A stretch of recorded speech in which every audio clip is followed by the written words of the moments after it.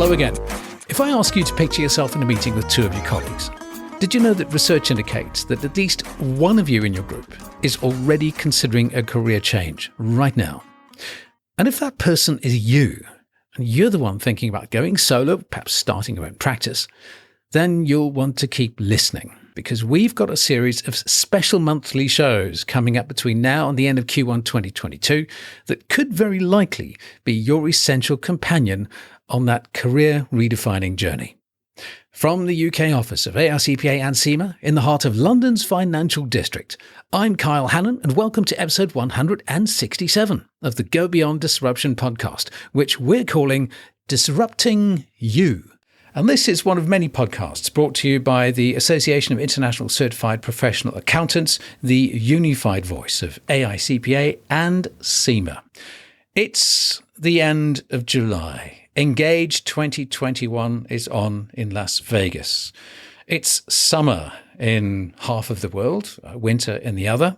But the situation we all face in common is one that we'd never have seen coming 2 years ago. And that's meant that we may be planning to do things with our careers, our jobs, our lives that we may never have considered doing, except now we are. Yes, we're talking about the pandemic, and we're talking about what the impact on our professional careers could be. And that's why we're talking to my guest, who will be joining us for many shows over the next few months as we launch a new mini-series as part of the podcast. It's called Disrupting Yourself, Going Solo. How do you start your own practice or business from scratch? And it all started with a conversation that David and I had not too long ago, where we were talking about plans for the summer. Because, of course, David, if you've not heard of him before, is someone who has become very familiar with many in the accounting and finance profession.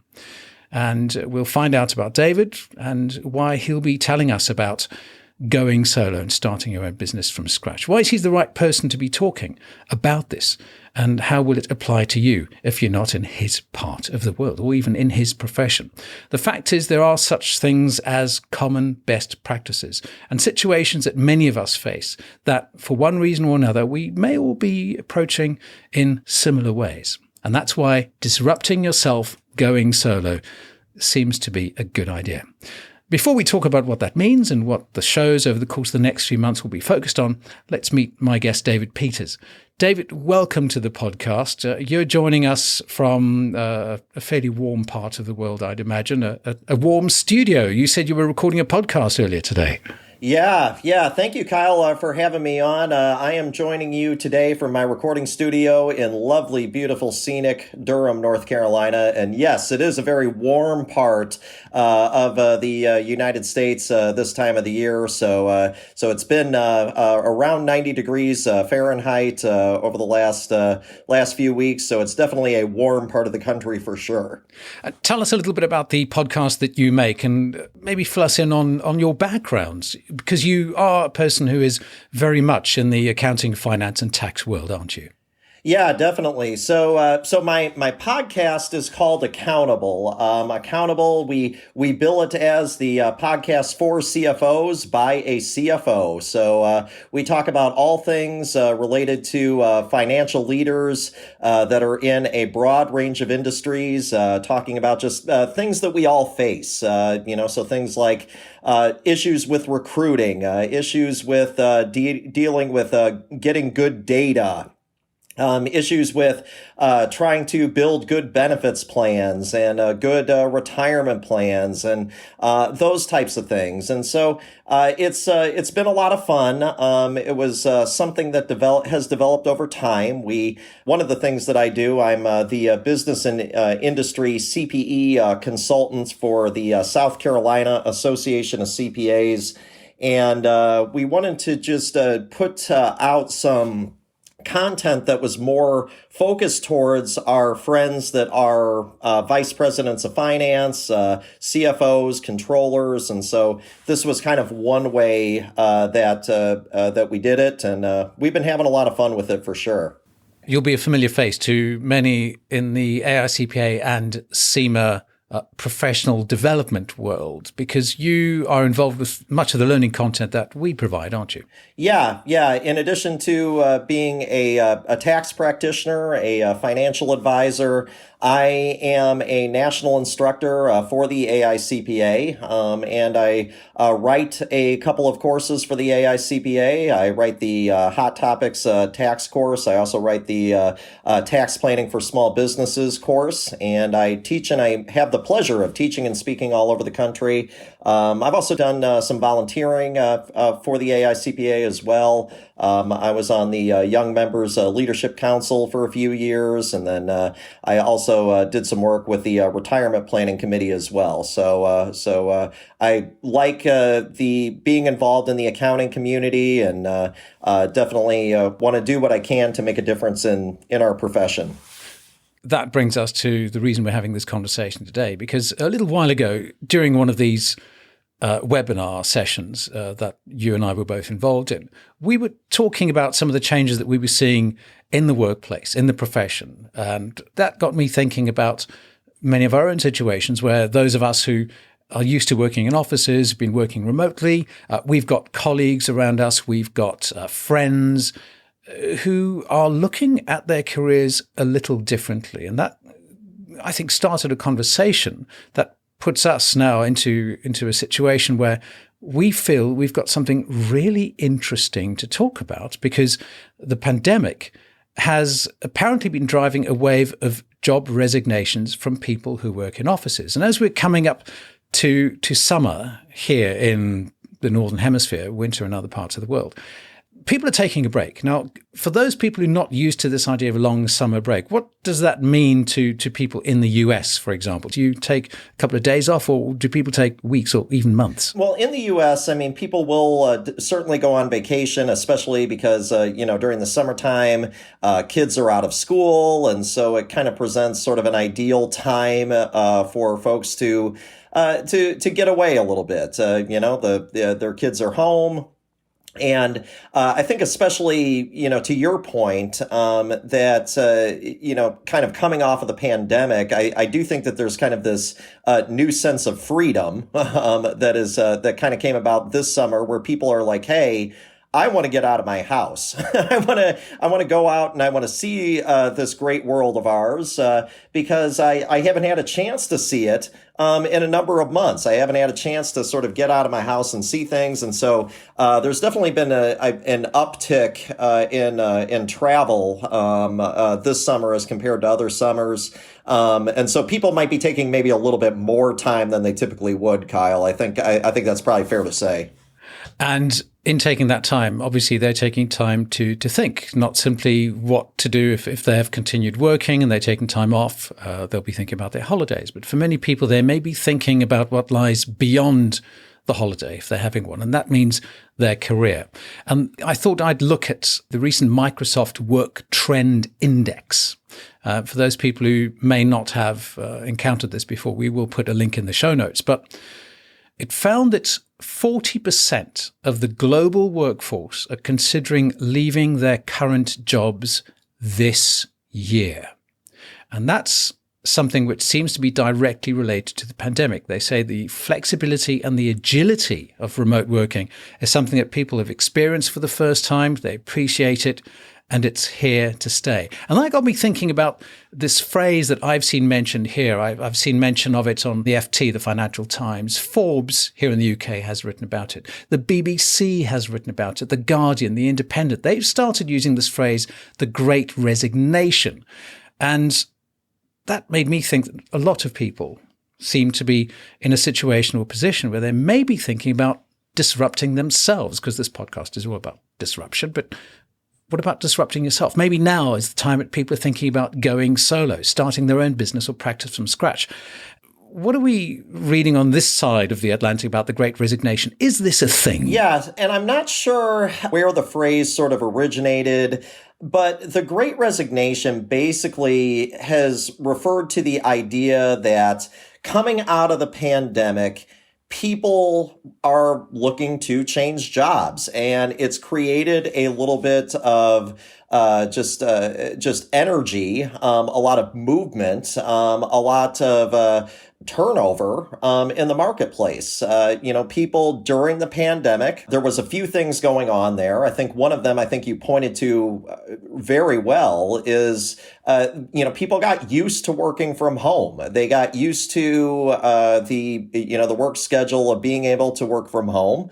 For some people, that was a good thing. For other people, that was maybe not a good thing. I've heard some of my friends and some of my colleagues, not just in the United States, but throughout different parts of the world, saying that that they were anxious to actually return to the office. They missed the kind of that interaction that they would receive kind of day to day with their colleagues and with clients, and sort of being face to face with people. Other people were very happy to have the flexibility to be able to work from home. And sort of in that context, now that some of the restrictions and things like that are starting to be lifted, companies are having to take a stand, right or wrong, about how willing are they to have folks to continue to work remotely. And there's certainly a spectrum of opinions, I think, on kind of what companies feel like the right thing is to do. Some companies are saying, well, yeah, pandemic's over. We're going to go back to having everybody in the office again. And then there's other companies that are saying, hey, working remotely worked really well. And so therefore we're going to continue to work remotely. So I think that those changes in kind of company mindsets has created some situations where people are maybe looking for some potential to work with a company that maybe meets more their kind of right working environment. And also too, I mean, there was an element of fear during the pandemic because people were scared to move. People were scared to move jobs, even if they weren't really all that happy with what they were doing. They were going to stay because they were worried about, the economy, as we all were. And now there's a little bit of, now that we've seen, vaccination rates pick up, and we've started to see, as the old saying goes, as my grandmother would say, a light at the end of the tunnel. People are kind of feeling this newfound sense of freedom. And for the first time in a year and a half, they have some ability to move. They have some ability to go out and find a job that's maybe more compatible to what they're doing. Or in some cases, they say, I think some folks are feeling like, hey, I would like to try going into business for myself. I would like to put myself out there and try going into business for myself. And whereas that may not have been an option, during the pandemic, well, now it is. And so with this kind of newfound optimism that I think that we've all experienced to some level coming out of the pandemic. I like to add to the quotes from your gran when you've talked about seeing light at the end of the tunnel. I think in many cases, and this makes me think of my own tunnel that I was going through recently, and I'm talking about a literal tunnel, an actual one. I was on a cycle path just over the weekend, and it was something that in the 60s used to be a railway line. What they did was they lifted the lines and then converted the entire railway line into a beautiful and level cycle path, which means at some stages you find yourself going through an old railway tunnel. And just on the outside of that tunnel, there's a sign that says, switch your bicycle lights on, or your torch if you're walking with your cell phone, your mobile phone, because even though when you look through from one end to the other, you can see the light at the end of the tunnel, but when you're in the tunnel, you're going to need to bring your own light before you stumble over something. So I think what we're learning at the moment is, while you may see the light at the end of the tunnel, many people certainly feel that now's the right time to whip out their own light and provide a bit of illumination on the journey.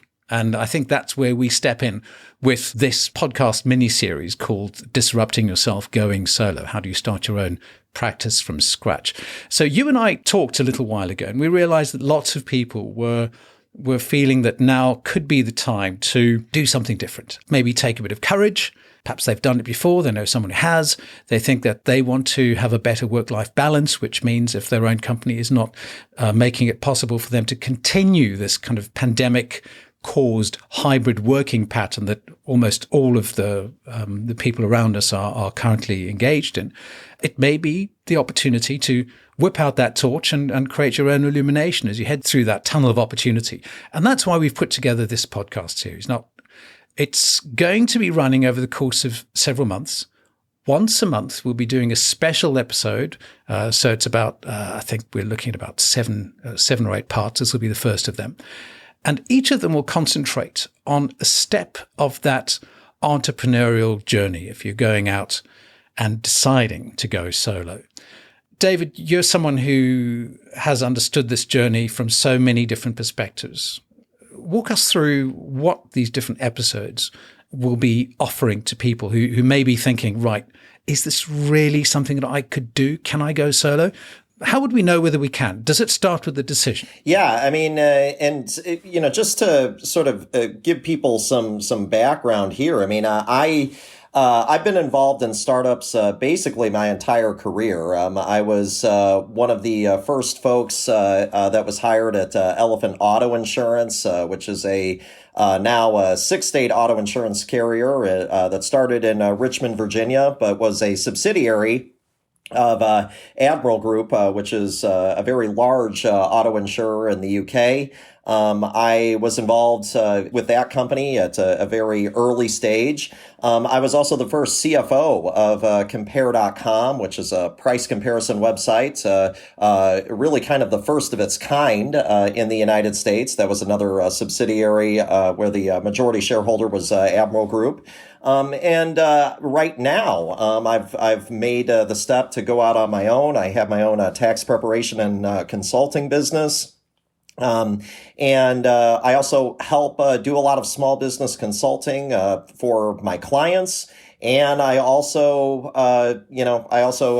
help write the tax planning for small businesses course for the AICPA. So I've kind of seen this this startup mentality for a good bit of my career. And yeah, it does start with a decision, but my goodness, what a decision it is. I mean, it's a big decision. It's a huge decision. And I think what we want to do with these podcasts is to really help folks process that decision in terms of going out on your own.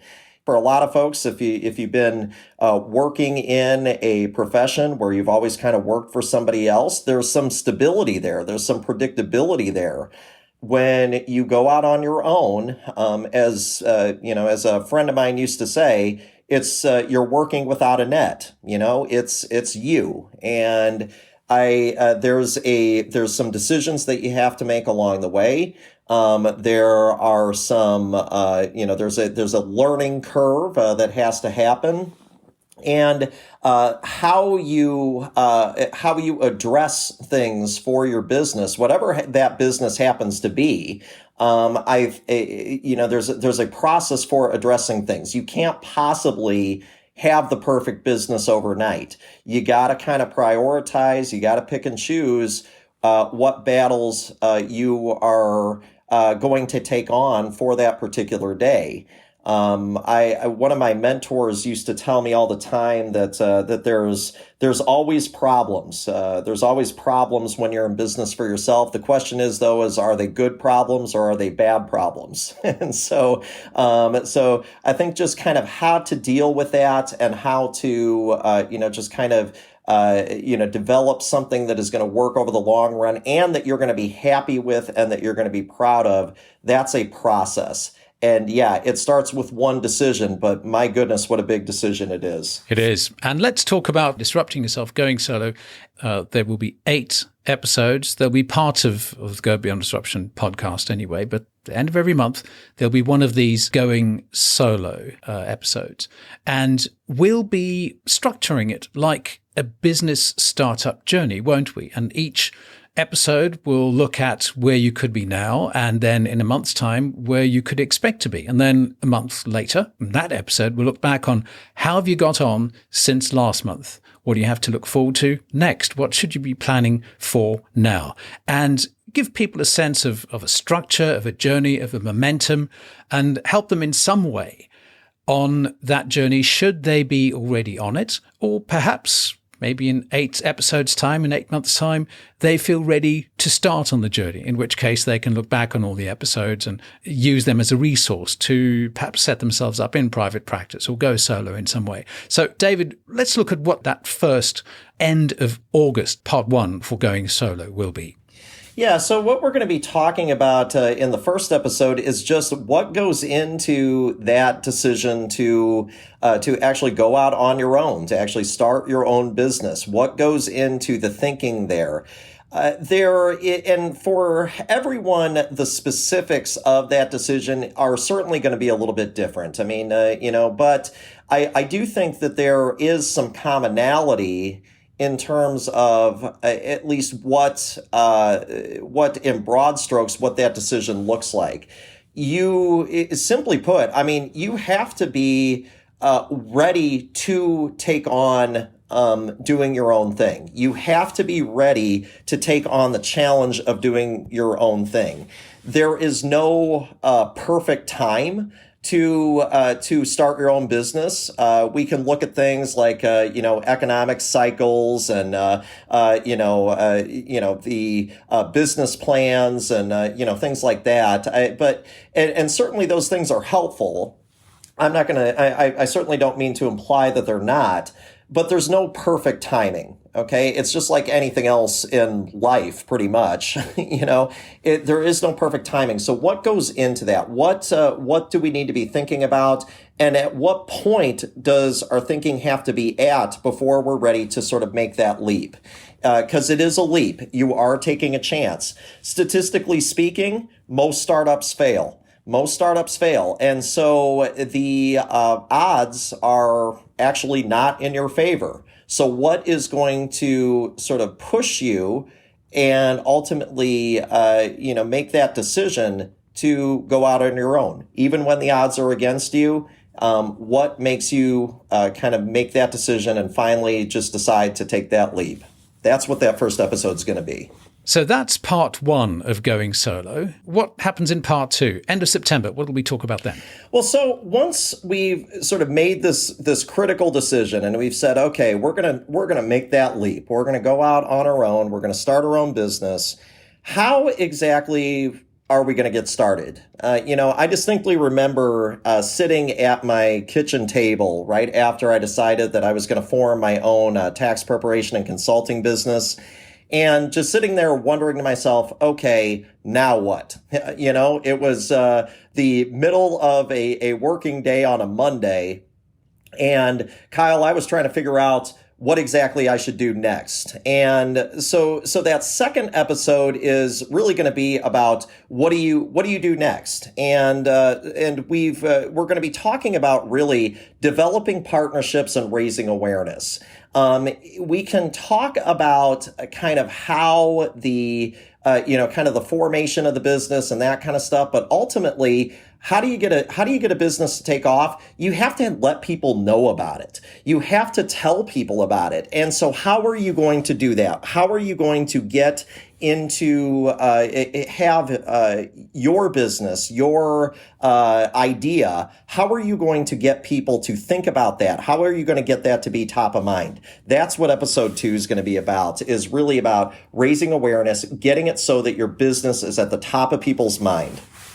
All right, so that takes us to the end of October. We'll be 2 months into the mini-series then. Time to look back at the first efforts then, isn't it? Yeah, and when you are talking about a startup entity, when you're talking about a fresh idea, most of the time the traditional metrics don't work. The traditional metrics really aren't good metrics because, things like revenue per sale, things like that, they may not apply yet because maybe you haven't made a sale yet. So how do you judge progress? How do you go back and evaluate what your efforts have been so far and how do you make those corrections? One of the most humbling things I think in the world is going out on your own into a new business, into a new industry, because you got to learn to make mistakes, learn from them, and progress forward. And 2 months in to the business, if not before that, you're certainly going to start making some mistakes and having to figure out where to go from there. This may be a surprise, but we didn't start with this earlier. But we only start looking at clients in November, don't we? Yeah, because again, awareness has to happen before clients do. I mean, if you're not, if you don't have an established business, if you have a new idea, most of the time you're not going to be able to pick up clients right away. You gotta advertise first. You have to tell people about what you're doing first. If you don't tell people about what you're doing, they're not going to know. And so at that point, really, it's not until we get kind of, probably a few months into the business where we're going to start looking at clients. We're going to start thinking about fee structures, things like that, and really trying to figure out what is going to work from an economic standpoint over a long period of time. That's what we're trying to build. We're trying to build something that's going to work over a long period of time. And so we need to evaluate that structure, whatever our payment structure is. How does it look? How has it been so far? What are those first clients like? Is this the client base that I really want? Those are all questions that I think you start to ask yourself about 2 to 3 months into to this cycle. And that takes us to the December episode, which may be not at the end of the month, because of course December you've got Christmas and New Year, so we may put that out in the middle of December. But once you've got a client and you've told people about the service, the next step is to figure out what you need to be charging for that service. And it seems a bit strange that pricing isn't automatically set. In fact, sometimes you've got to try a whole bunch of different stuff. So in December, what will we be looking at then? Well, in December, we're going to be talking about adjusting pricing structures and really about trying new things. It's a very humbling experience when you go out when you go into business for yourself, because you're going to try things and you're going to miss. You're going to fail. Some things will land. Some things are going to fail miserably. And either way, you're going to learn something. And it's nearly impossible, I would say, to get your pricing and to get everything right on the first shot. You may have an idea of what you should charge based off of what you've seen from your industry experience and things like that. But again, you don't have the name associated with your business. So you may have to structure things differently. You may have to offer some things that are different from what you've seen before. And that can be an adjustment. And so that's what we're going to be talking about once we get into December. And before we start talking about what will happen in the new year, I just want to remind our listeners that this is a teaser episode of the Go Beyond Disruption podcast's special mini-series, which will be starting at the end of next month, which will be called Disrupting Yourself, Going Solo. How do you start your own business or practice from scratch? One part coming out towards the end of every month, and the first one beginning toward the end of August. So if you want to find out more about these podcasts, of course, go to gobeyonddisruption.com. Now, David, before we talk about January, which of course will be the stage of this mini-series where people will be 5 months into their startup journey, you mentioned that the phrase, the Great Resignation, was coined by someone, and you're absolutely right. I've discovered that was first coined by an associate professor at Texas A&M University, Anthony C. Klotz. And he wrote, "The world of work has been changed forever by the pandemic. The commute to and from work has been replaced with more family time and hobbies. For many people, mindfulness, focusing on ourselves and how well we're doing, mentally, psychologically, and career-wise, family, all of those things to balance. It's brought about a better and healthier work-life balance. And that, of course, inspires this particular mini-series on disrupting yourself, going solo, how to start your own practice from scratch. Right, start of new year. This will be January. We're 5 months into that mini-series. And one of the biggest disruptions, one of the biggest new things you can do when going solo is suddenly deciding that you may need help. So what will we be doing 5 months in January next year? So once we're 5 months in, hopefully if we're doing things right, we got a little bit of momentum and we're starting to see the client base build. And as the client base is building, we're starting to see more work. And so at that point, then we need to start thinking about two things. We may need more money. We may figure out that, that the only way that this is going to work is if I have more capital to actually run the business. So we'll be talking a little bit about financing in January. But the other thing that we're going to be talking about too is, like you said, Kyle, is that we may just need help. We may need some people that, someone else that is going to help us, in, the day to day, or possibly just, maybe a part-time person or something like that. But at that point, we should have a sense of what the workload is going to be, what we can handle, and what we can't.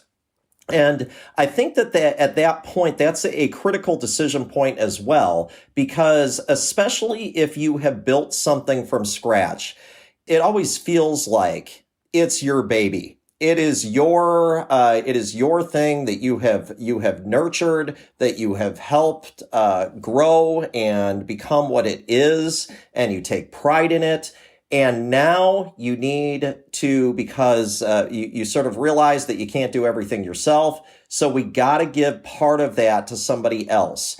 And that is a difficult thing to do sometimes. And so that's where our conversation is going to go in January, is the difficulty of handing things off and trusting your baby to somebody else. And we'll also be looking at the disruptions we may have expected in the pre-pandemic times, but we'll also be looking at what the new disruptions in those particular contexts would be. And then how do we deal with those disruptions? So those, of course, will be a core part of every single one of those episodes. The next part takes us to 6 months in. In February, you've said it's okay to make mistakes. Yeah, you have to be okay with making mistakes if you are starting something new. And for a lot of us, myself, I would include in this.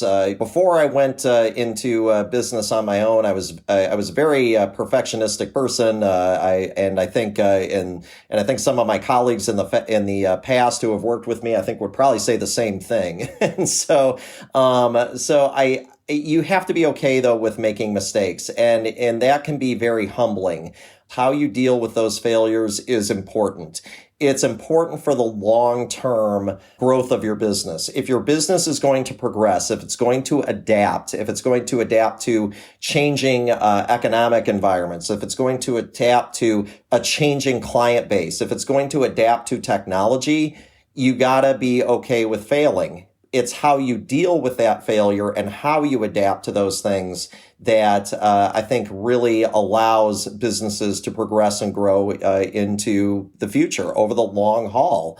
And we're going to be talking about how you deal with failure, how you deal with making mistakes. It's impossible, no matter how much research, no matter how many statistics you look at, no matter how many benchmarks you have, to know everything about a particular industry. And there is always some element of things that you don't know. And we're going to be talking about how you deal with that and how do you sort of move into those unknown elements. If you fail, how do you pick yourself back up and progress forward? Talking of progress, that takes us to March. That will be the 8th of these episodes on going solo, disrupting yourself. And that we've chosen to wrap up in March because in many parts of the world, certainly here in the UK, that's the end of the financial year. You'll be 7 months into your startup journey, at least according to the structure we're following. March 2022 by that time. Where do you expect people to be there, David? I would expect that at that point, you are starting to think about how exactly you deal with this new opportunity that you have. And so we're going to be talking about taking care of yourself and dealing with the growth of your new company. If we're doing it right, the company is growing, we're picking up clients, it's getting busier. And a lot of people, they say, well, if I go out on my own, I have a great flexible work schedule. You do. You can make your own hours, that's for sure. But for a lot of people, you're also putting in more hours because this is it's an all-consuming decision to go out into business on your own. It's competitive. You're dealing with other companies that are bigger, oftentimes have more resources. And so at that point, we need to think about how are you taking care of yourself and how are you dealing with this growth that you are experiencing.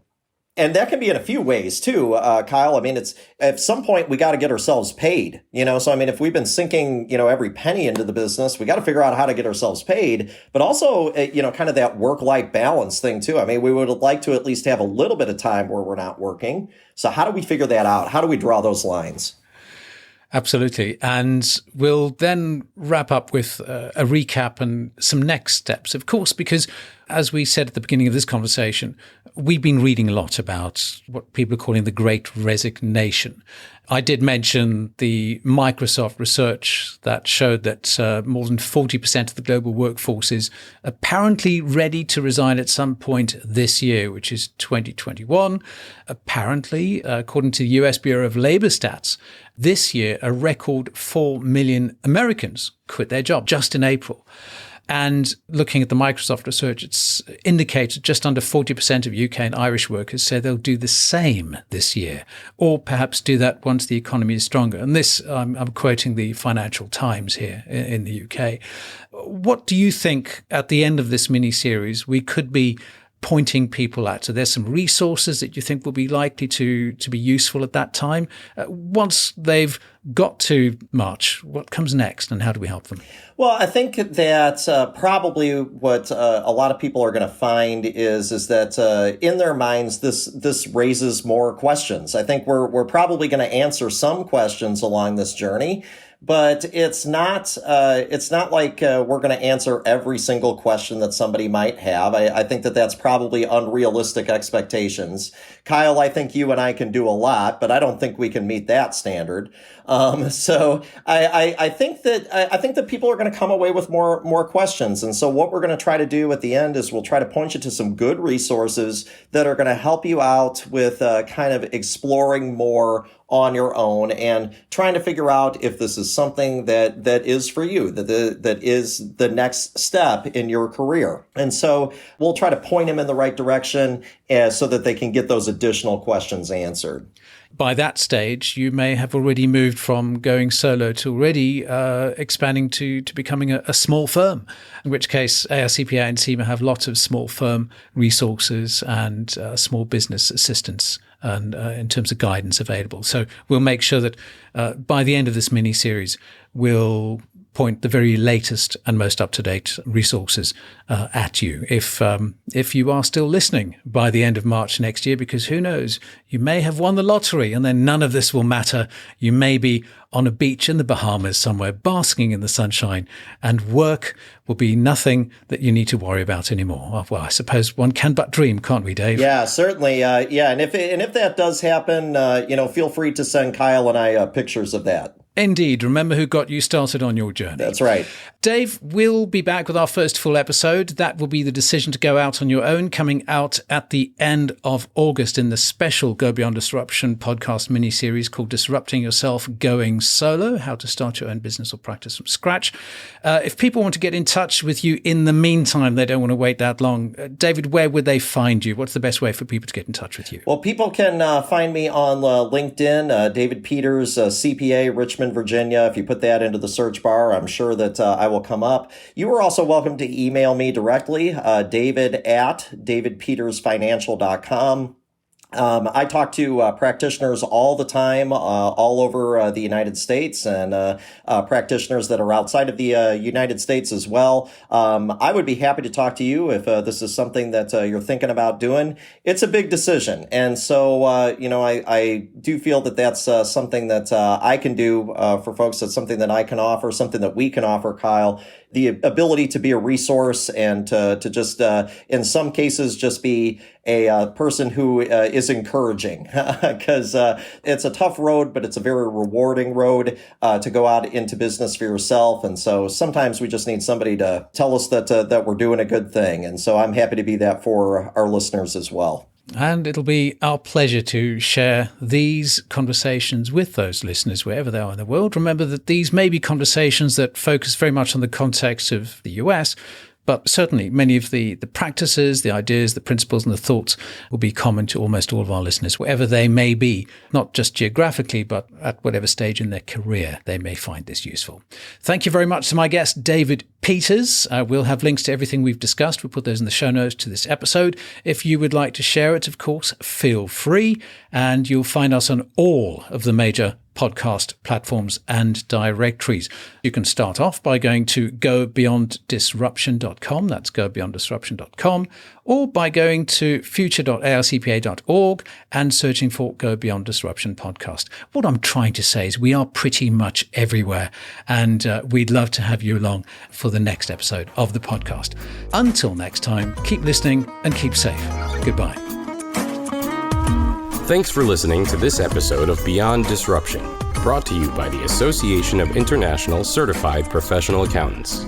Learn more about today's topic at aicpa-cima.com/disruption.